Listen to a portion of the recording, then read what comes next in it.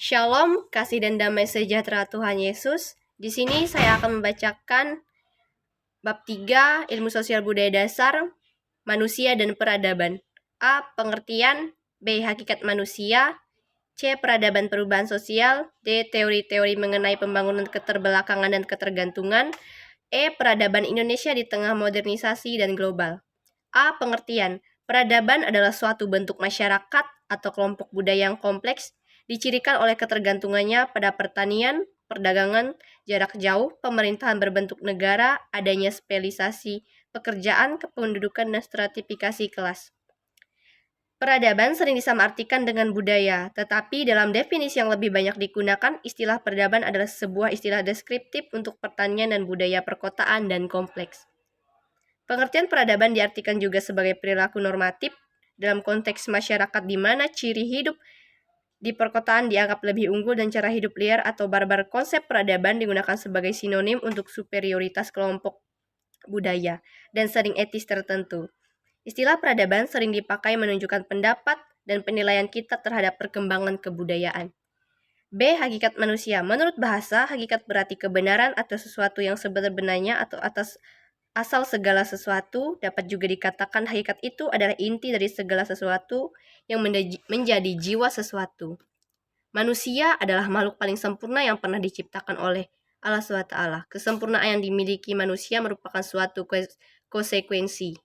Hakikat manusia. Menurut bahasa, hakikat berarti kebenaran atau sesuatu yang sebenar-benarnya atau asal segala sesuatu. Dapat juga dikatakan hakikat itu adalah inti dari segala sesuatu yang menjadi jiwa sesuatu. Manusia adalah makhluk paling sempurna yang pernah diciptakan oleh Allah. Kesempurnaan yang dimiliki manusia merupakan suatu konsekuensi fungsi dan tugas mereka sebagai khalifah di muka bumi ini. Di kitab suci menerangkan bahwa manusia berasal dari tanah. Jadi hakikat manusia adalah kebenaran atas diri manusia itu sendiri sebagai makhluk yang diciptakan oleh Tuhan Yang Maha Esa. Hakikat manusia menurut pandangan umum ialah sebagai berikut. A. Dalam deskriptif. Disimpulkan bahwa manusia merupakan hewan yang berpikir karena memiliki nalar intelektual. Dengan nalar intelektual itulah manusia dapat berpikir, menganalisis, memperkirakan, menyimpulkan, membandingkan, dan segalanya. 1. Pada saat-saat tertentu dalam perjalanan hidupnya, manusia mempertanyakan tentang asal-usul alam semesta dan asal-usul keberadaan dirinya sendiri. Terdapat dua aliran pokok di filsafat yang memberikan jawaban atas pertanyaan tersebut, yaitu evolusioniosme dan kreasioniosme. 2. Wujud dan potensi manusia. Wujud manusia menurut penganut aliran materialisme yaitu Juliette de la Mettrie bahwa esensi manusia semata-mata bersifat badani. Esensi manusia adalah tubuh atau fisiknya. Sebab itu segala yang bersifat kejiwaan, spiritual, atau rohania dipandangnya sebagai esonansiari berfungsinya badan atau organ tubuh. 3. Dalam perspektif ekonomi. Dalam perspektif ekonomi, manusia adalah makhluk ekonomi yang dalam kehidupannya tidak lepas dari persoalan-persoalan ekonomi. 4. Dalam perspektif sosiologi. Manusia adalah makhluk sosial yang sejak lahir hingga matinya tidak pernah lepas dari manusia lainnya. Bahkan pola hidup bersama yang saling membutuhkan dan saling berketergantungan menjadi hal yang dinafikan dalam kehidupan sehari-hari manusia. 5. Dalam perspektif antropologi. Manusia adalah makhluk antropologis yang mengalami perubahan dan evolusi. Ia senantiasa mengalami perubahan dan perkembangan yang dinamis. B. Dalam perspektif psikologi. Manusia adalah makhluk yang memiliki jiwa. Jiwa merupakan hal yang esensial dari diri manusia dan kemanusiaannya. Dengan jiwa inilah manusia dapat berkehendak, berpikir, dan berkemauan. Pandangan lain hakikat manusia adalah sebagai berikut. 1. Makhluk yang memiliki tenaga dalam yang dapat menggerakkan hidupnya untuk memenuhi kebutuhan-kebutuhannya. 2. Individu yang memiliki sifat rasional yang bertanggung jawab atas tingkah laku intelektual dan sosial.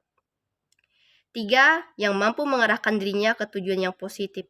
Mampu mengatur dan mengontrol dirinya dan mampu menentukan rasionalnya. 4. Makhluk yang dalam proses menjadi berkembang dan terus berkembang tidak pernah selesai atau tuntas selama hidupnya. 5. Individu yang dalam hidupnya selalu melibatkan dirinya dalam usaha mewujudkan dirinya sendiri, membantu orang lain dan membuat dunia lebih baik untuk ditempati. 6. Suatu keberadaan yang berpotensi yang perwujudannya merupakan ketak terdugaan dengan potensi yang terbatas.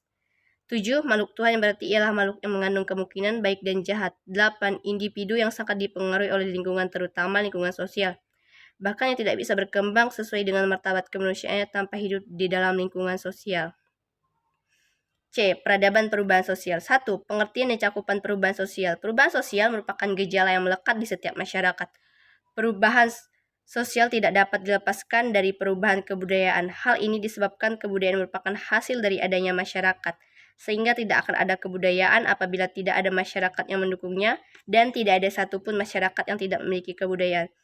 Perubahan yaitu perubahan yang terjadi dalam masyarakat atau dalam hubungan interaksi yang meliputi berbagai aspek kehidupan. Kebalikannya, masyarakat yang tidak berani melakukan perubahan-perubahan tidak akan dapat melayani tuntutan dari mereka anggota-anggota yang selalu berkembang kemauan dan aspirasinya. D. Teori-teori mengenai pembangunan keterbelakangan dan ketergantungan. Teori dependensi atau ketergantungan pada umumnya memberikan gambaran melalui analisis dialektesis, yaitu suatu analisis yang menganggap bahwa gejala-gejala sosial yang dapat diamati sehari-hari pasti mempunyai penyebab tertentu. Teori perubahan menurut Social Moore. 1. Evolusi rektilineal yang sangat sederhana. 2. Evolusi melalui tahap-tahap.